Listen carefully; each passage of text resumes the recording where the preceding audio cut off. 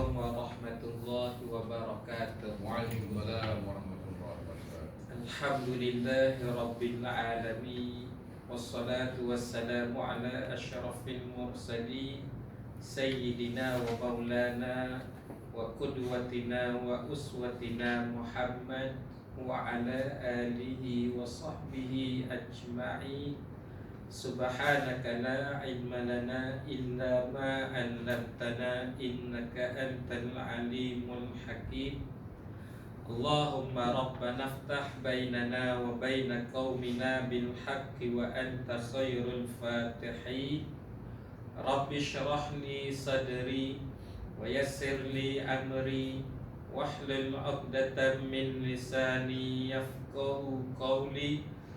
Allahumma rabbi yassir wa la tu'assir. Allahumma rabbi tammim bil khair. Walhamdulillahi rabbil alamin.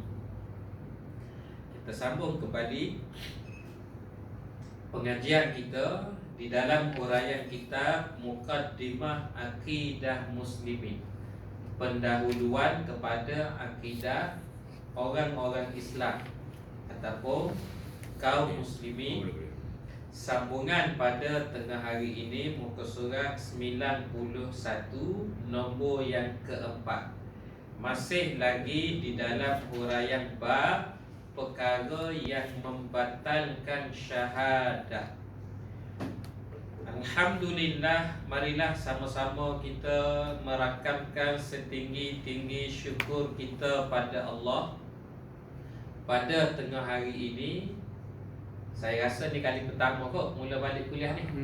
Kan? Selepas daripada lama kita cuti, 5 bulan.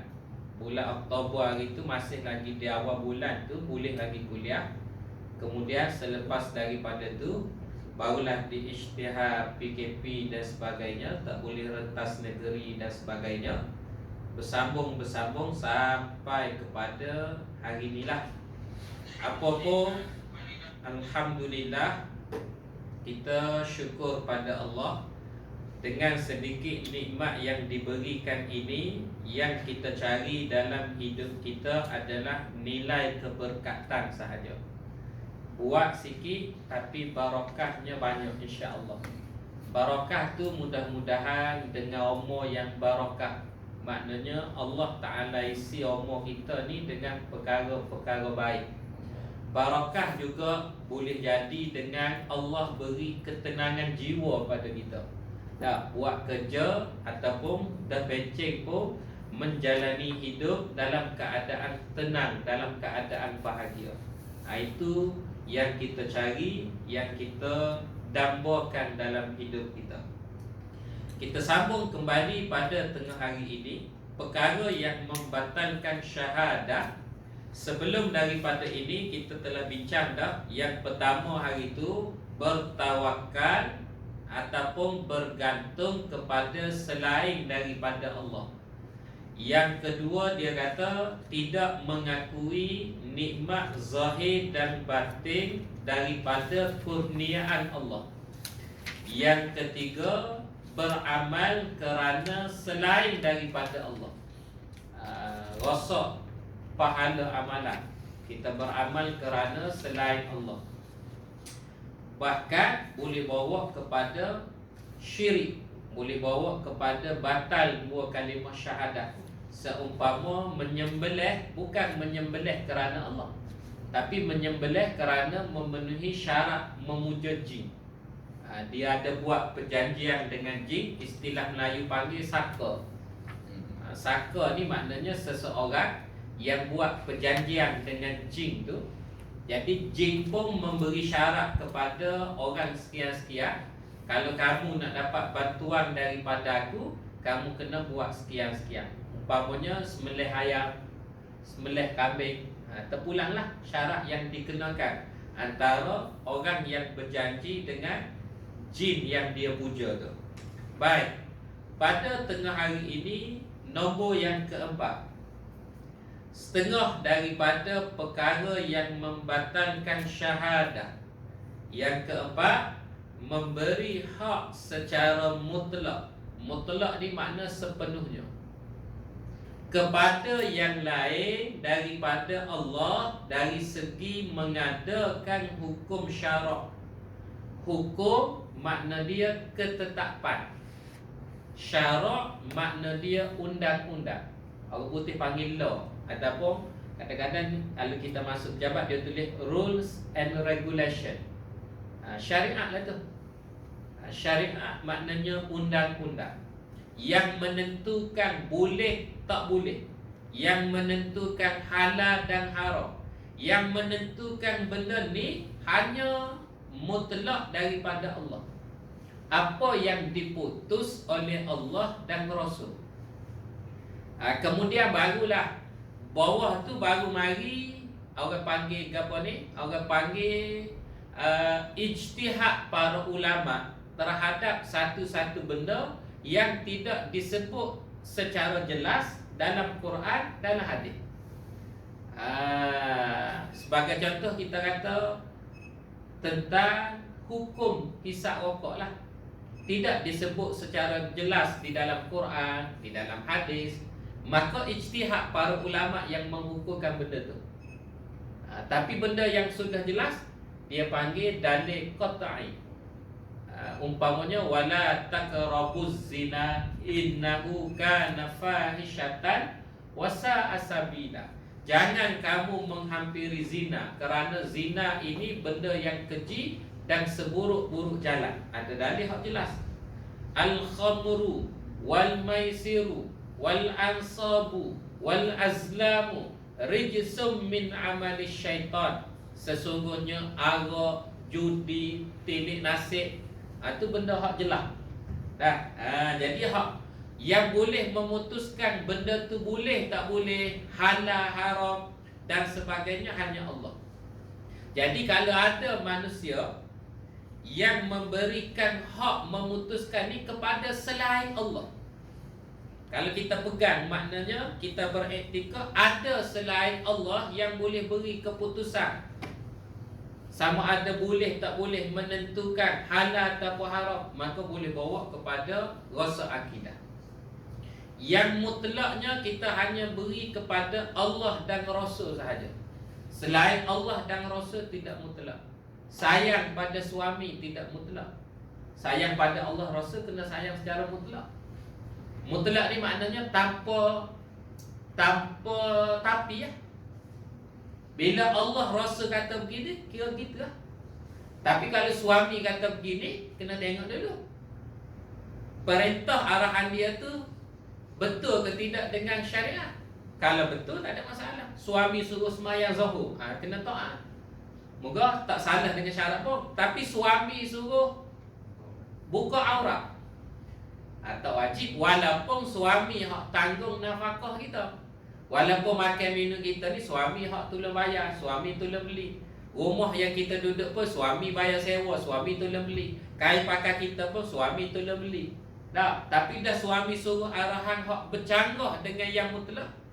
Itu dari segi konsep asal lah, supaya kita nampak hal-hal seumpama dengan itu. Baik, dia kata sesungguhnya perkara-perkara yang berkaitan dengan amal.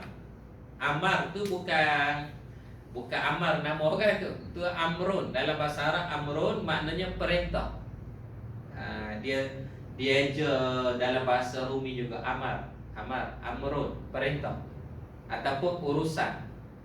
Nabi kata dalam hadis kan, taraktu fikum amroini. Amrun lah. Cuma amroini ni aku tinggalkan kepada kamu dua urusan, dua perkara. Ramai orang terjemah hadis itu, aku tinggalkan kepada kamu dua perkara. Betul tak? Tapi amro ini itu dua perkara kat situ dengan maksud dua urusan, dua perintah. Sebab apa? Sebab kata ulama yang terkandung dalam Quran, yang terkandung dalam hadis berupa perintah. Perintah suruh buat dan perintah suruh tinggal. Dua-dua tu perintah tu. Hendaklah kamu semayang, perintah suruh buat. Hendaklah kamu jauhi makan riba, itu perintah suruh tinggal. Dia panggil amra ini. Nahi itu makna perintah. Halal dan haram telah pun sedia ada nas. Nas tu makna dalil. No sad. Nas. Orang mengaji tajwid, sad ni tebal daripada sin. Bukan nas. Kalau biasa nama Nasrullah, tu kalimah depan dia tu kalimah nas. No sad ra. Nasrullah ataupun Nasruddin. Kawan saya seorang nama Nasrullah. Ada kawan kita tu nama Nasruddin. Ada seorang nazim masjid di Gombak, nama dia Nasruddin. Ada orang sebut Nasaruddin. Tu permainan bahasa Arab lah tu. Nasruddin, Nasaruddin. Nama Abdullah. Ada orang nama Ubaidillah. Padahal daripada kalimah Abdullah juga tu. Ubaidillah, Abdullah, sama yang lebih kurang. Abdillah. Abdillah, Jamal Abdillah. Dia baca dengan baris bawah. Saya Abdullah, baca dengan baris depan. Pak seorang tu Ubaidillah, itu baca dengan baris depan. Ubaidillah. Telah pun sedia ada nas-nas yang terang di dalam Quran dan As-Sunnah. Maknanya benda yang berkait dengan perintah, larangan, halal, haram, boleh, tak boleh, dah ada belaka dah. Tugas kita ni kira manusia ni kira mudah je, tak payah pun sebenarnya. Tugas kita ke apa? Ikut je. Nah, tapi sebab tabiatnya kejadian Allah ni bila dia buat manusia, dia bercampur sekali dengan nafsu dalam tubuh kita. Tu. Kita kata kalaulah Allah Ta'ala tak buat nafsu dalam tubuh manusia kan senang. Kalau senang lagu tu tidak ada perlawanan lah kita. Syurga neraka macam malaikat mana ada nafsu. Nah, sebab tu malaikat tak ada apa nama ni kelebihan menikmati makan minum. Malaikat tak makan tak minum. Nak makan minum kerana moga benda yang buat daripada cahaya, benda sangat halus. Tak menikmati syurga. Yang menikmati syurga hanya orang beriman. Kita minum air ni, minum air leci, kita berasa leci, kita minum air leci sebab Allah Ta'ala beri rasa. Dah tabiat dah Allah cipta manusia ni ada nafsu. Nafsu dia bercanggah dengan perintah Allah. Padahal kalau fikir logik kira mudah, pasal benda ada dah. Semayang kita. Tapi bila ada nafsu ni nak suruh semayang, Allah malahnya nak semayang. Bila suruh puasa malahnya nak puasa. Gitu. Dan ijma' mewajibkan kita percaya dan berpandukan dengan hukum-hukum dan undang-undang Allah. Ambil syariat Allah. Dan juga membatalkan segala yang lain selain daripada Allah, semua kecil belaka. Quran ada dalam suratul Maidah disebut, "Wa man lam yahkum bima anzalallah fa ulaika humul fasiqun." Satu ayat. Ayat kedua depan dia sama, belakang dia fa ulaika humul zalimun. Ayat ketiga fa ulaika humul kafirun. Ada fasiqun, ada zalimun, ada kafirun.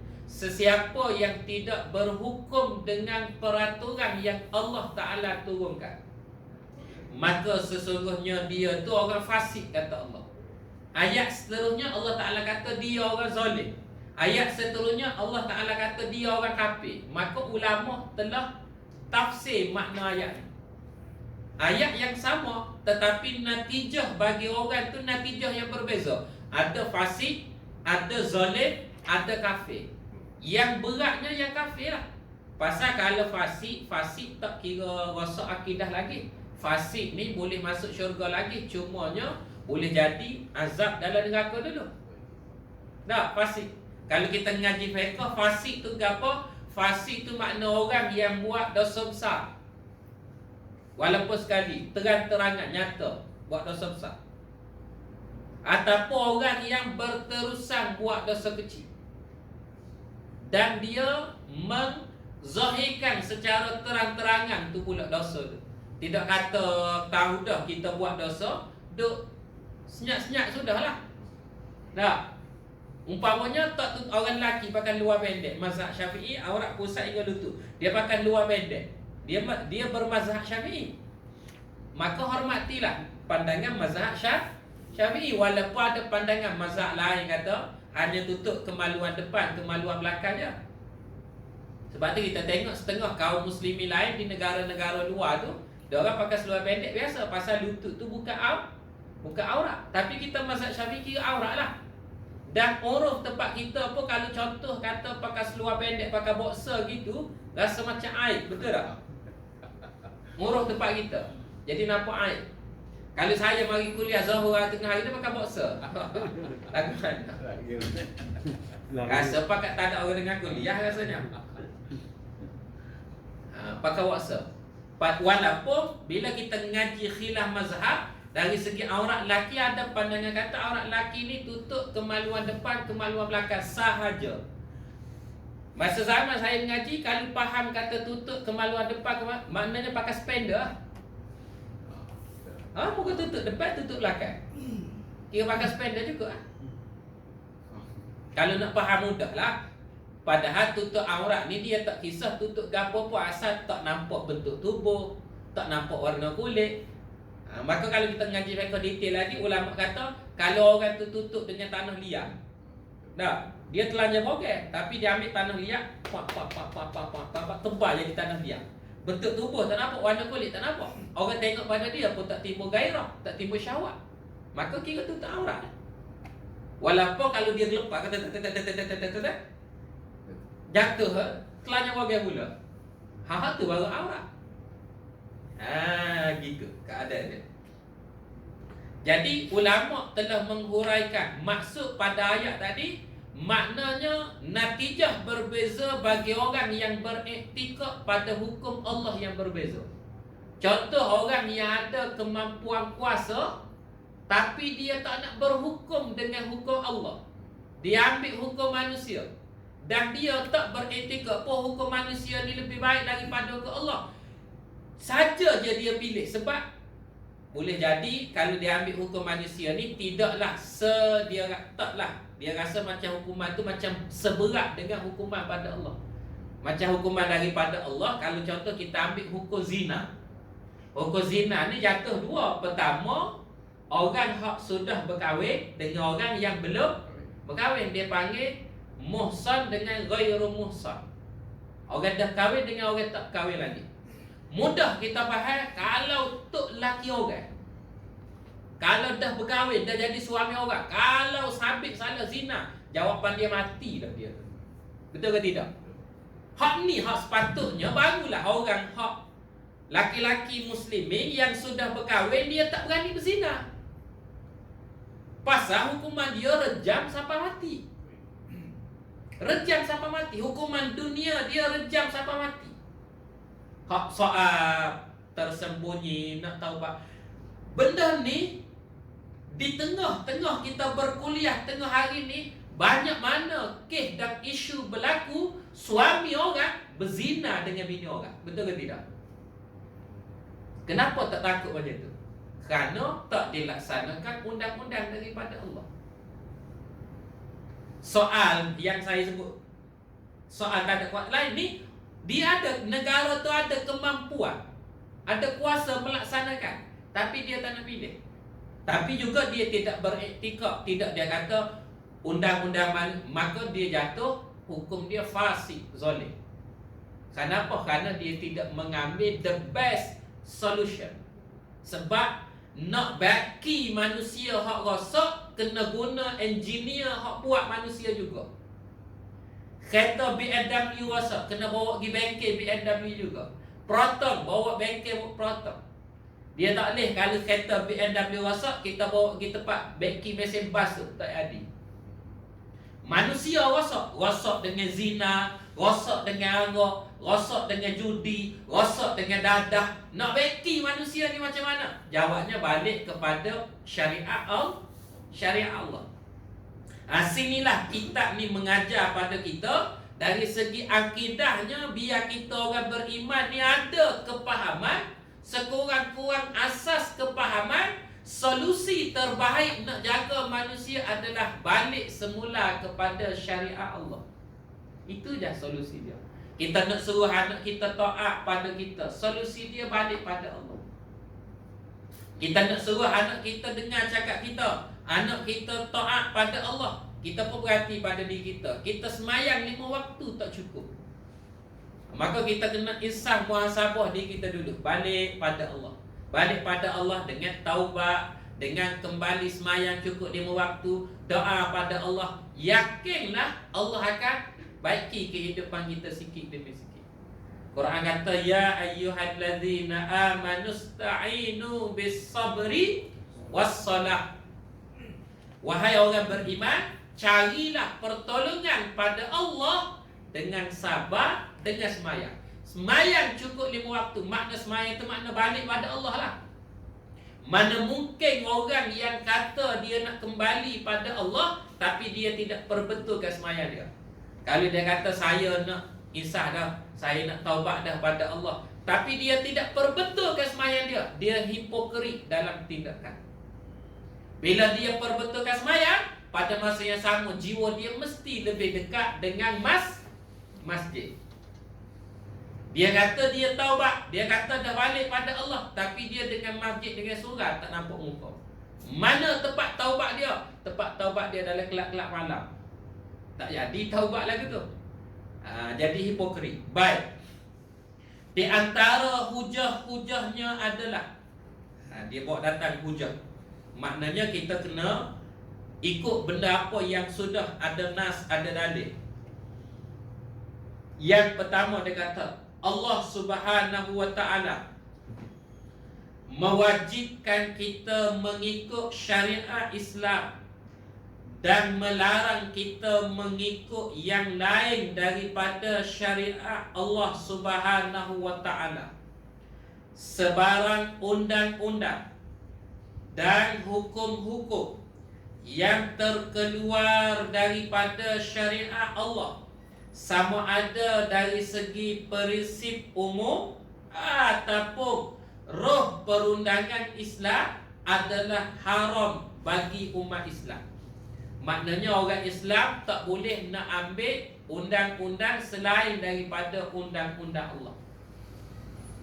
Firman Allah Ta'ala, afa hukmal jahiliyyati yabghun wa man ahsanu minallahi hukman liqaumin yuqinun. Yang bermaksud, apakah mereka mahu hukuman jahiliyah? Padahal Allah Ta'ala tanya, siapakah yang hukumannya lebih baik daripada Allah bagi orang-orang yang beriman, bagi orang yang yakin pada Allah? Maka tidak ada undang-undang yang lebih baik daripada yang dibawa datang daripada Allah. Saya zaman duk mengaji dulu, saya duk mikir juga, tengok bila bincang tentang syariat Islam ni, bila curi potong tangan, bila zina, saya kata tadi, kalau tak kahwin 100 kali sebab, kalau dah kahwin ngerejam sampai mati, tuduh zina 80 kali sebab, kisos, bunuh, balah bunuh. Masa tu kita pun termakan jugalah dengan propaganda yang wujud pada zaman dan ketika tu mengatakan undang-undang Islam ni zalim, nampak kejam, nampak menakutkan. Orang mencuri potong tangan hidup-hidup. Apa nama ni? Kalau murtad, pancung di hadapan khalayak dan sebagainya. Kita pun mikir waktu tu zaman kita mencari ilmu, kita dah rasa macam kejam juga, macam zalim juga. Kenapa tidak yang lebih ringan gini? Bukankah Islam tu rahmat? Maka guru kami bagi tahu, dia kata yang menyebutkan tentang hukuman-hukuman ini datang daripada lidah Nabi sallallahu alaihi wasallam ini. Maknanya Rasulullah yang sebut berzina, kahwin dah, rejam sampai mati. Bukan orang lain, Rasul. Bila buat perbandingan Rasulullah dengan selain Nabi, rupa-rupanya sebaik-baik manusia, manusia yang mempunyai belas kasihan yang paling tinggi, paling hebat, tak ada orang lain dah kecuali Rasulullah yang paling belas kasihan kepada orang. Maknanya Nabi takkan sebut benda yang akan menzalimi umat dia, kecuali Nabi sebut satu benda yang paling bersifat belas kasihan kepada umat dia. Jadi kalau kita nak fikir pasal kita kata undang-undang, kita kata ni kejap, kita buat pula yang kedua, perbandingan di antara perbandingan undang-undang yang ada dalam Islam dengan selain daripada Islam. Hak zaman-zaman dulu punya undang-undang, kalau penjenayah buat salah begini kena hukuman macam mana, kalau penjenayah salah begini. Rupa-rupa undang-undang selain daripada Islam jauh lebih zalim, jauh lebih tidak berperi kemanusiaan. Saya baca sedikit karangan ataupun sedikit tulisan berkenaan dengan hukuman-hukuman mati kepada pesalah-pesalah tertentu yang dibuat pada zaman tamadun-tamadun manusia terdahulu. Ada diciptakan mesin gergaji badan. Ada undang-undang yang dibuat, pesalah itu diletakkan dalam bilik yang bertutup. Bilik tu tak ada lubang satu pun, kecuali ada lubang daripada atas je. Daripada atas ni dititikkan api sedikit demi sedikit. Ibarat macam kita ambil lilin tu kan, bila kita congit macam ni, dia pun titik tak satu-satu. Dalam bilik tu masuk api. Sehingga api masuk tu, satu api masuk panas sikit, dua api makin panas, makin panas sehingga yang duduk dalam bilik mati kepanasan. Tuan-tuan boleh bayang seksa macam mana. Islam senang. Kalau hukuman bunuh, pancung. Dan bila kita kaji, rupa-rupa hukuman pancung ni lah yang paling rahmat berbanding dengan undang-undang lain hak mati, bunuh. Kita nak mati orang kan, nak buat apa dia? Nak dia telah racun, azab. Kita nak tikam dia, berapa kali tikam baru mati. Islam kata senang, pancung. Makna bila pancung putus dekat bahagian kepala, maka mati ya. Mati dalam keadaan tidak menanggung azab yang terlalu dahsyat sebagaimana kematian-kematian lain. Dalam sejarah tamadun maharaja dalam tamadun dunia ni dengan mesin gergaji, cuba search dekat YouTube ataupun Google sahaja bentuk-bentuk hukuman maut di atas dunia ni, pasti keluar gapo saya sebut tentang mesin-mesin ciptaan manusia. Baru kita tahu rupa-rupa selain daripada Islam jauh lebih mengerikan. Yang datang dalam Islam sahaja yang bersifat rahmat.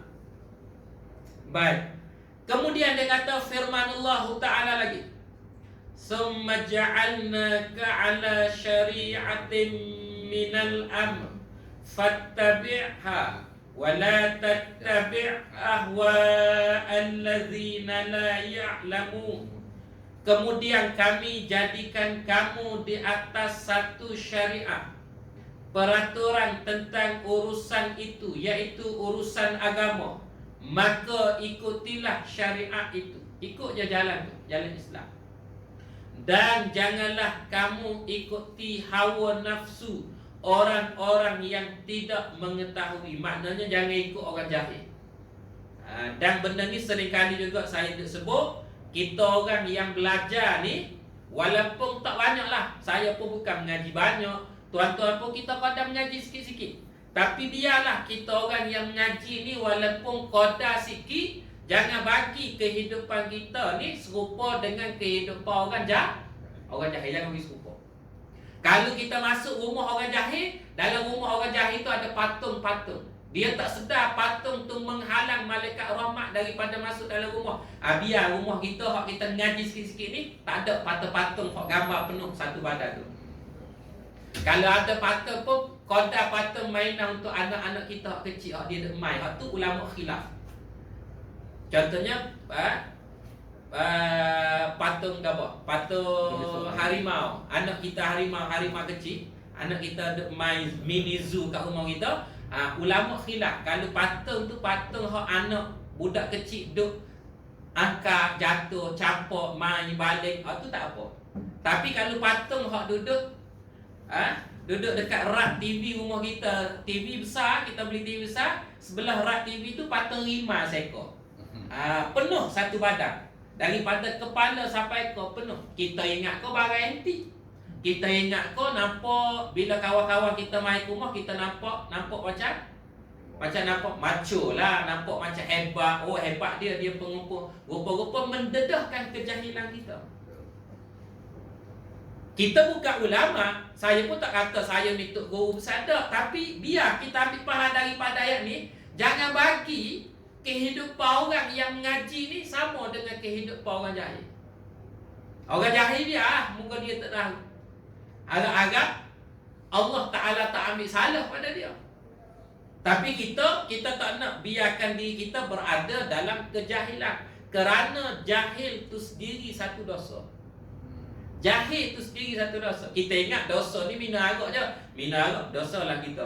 Zina dosa lah kita. Tak. Membiarkan diri berada dalam kejahilan juga satu dosa. Nak buat ibadat tak pandai pasal jahil. Buat ibadat salah. Saya singgah semayang Zuhur semalam, kebetulan ada urusan nak pergi ambil anak sekolah. Singgah semayang Zuhur dekat satu taman di Seri Gombak. Saya perasan lah sebab benda ni sering kali saya duduk berkongsi dengan jemaah. Contoh tuan-tuan, majlis perhimpunan ramai-ramai, semayang Jumaat, semayang Raya, semayang Terawih. 3 situasi saya sebut ni ramai tak orang mari? Ramai kan? Ramai banding dengan semayang fardu yang 5 waktu ni, betul tak? Semayang Jumaat ramai, semayang Terawih pun ramai, semayang Raya pun ramai, penuh, limpah sampai tangga. Bila majlis ramai macam tu, tuan-tuan akan perasan lah. Sebahagian daripada saudara kita, bila mana dia semayang, ada kesilapan dia buat. Poin saya sebut ni sebagai contoh, bukan bermaksud kita nak hina, kita nak cela orang jahil. Faham? Bukan kita nak hina, nak cela tak. Kita nak buat contoh pada diri kita, nak ambil pengajaran. Semayang Terawih 2 rakaat, tiap 2 rakaat. Ataupun semayang Raya je. Rakaat pertama imam takbir, dia bertakbir Allahu Akbar. Naik rakaat kedua, pun dia angkat tangan takbir juga. Kalau semayang Zuhur 4 rakaat, rakaat pertama pun takbir, naik rakaat kedua pun angkat tangan takbir. Selepas baca tahiyat awal, Allah naik rakaat ketiga, tu memang sunat angkat tangan takbir. Tapi rakaat ketiga naik, rakaat keempat pun angkat tangan takbir juga. Itu makna tak betul. Saya tak bincang batas mayang, tak batas mayang, tak. Saya cuma bincang perkara yang tidak sunat dilakukan. Bila kita tengok, kita perasan, ni salah, maknanya dia tak belajar bab mereka semayang ni. Bila dia tak belajar, bermaksud dia jahil. Sebab tu kita kata jahil tu sendiri satu dosa. Itu baru jahil bab ibadat. Kalau jahil bab akidah, macam mana? Terbukti pondang di negara kita buat kenyataan nak keluar daripada agama baru-baru ni. Betul ke tidak? Cuma dia ni tak tahu tu mana dia. Kau ada sekitar jualan tawar ni tak tahu. Ada. Naik lagi lupa yakin.